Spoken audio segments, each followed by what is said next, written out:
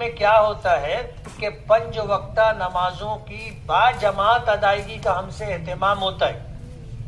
امامت معمولی خدمت نہیں ہے، بہت مشکل کام ہے. میں کئی مرتبہ سنا چکا، ایک مصلی تھا مجھ سے کہنے لگا کہ آپ امامت کرتے اور تنخواہ لیتے،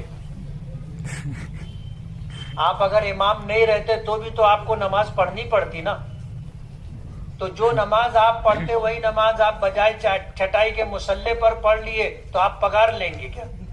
میں نے کہا نہیں، بات ایسی نہیں ہے، سمجھ کا فرق ہے. بولو ایک کام کرو. بولے کیا؟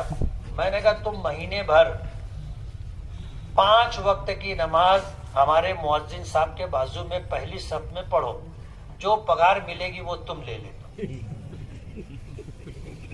جو تنخواہ ملے گی وہ تم لے لینا. اب گفتگو کے بعد پہلی نماز میں وہ تھا مؤذن کے بازو، میں بھی اس کو ایسے گھوم کے دیکھا. دوسری نماز میں 2-4 لوگوں کے بعد تھا، میں اس کو دیکھا نا تو وہ سر اٹھا ہی نہیں رہا تھا نیچے سے.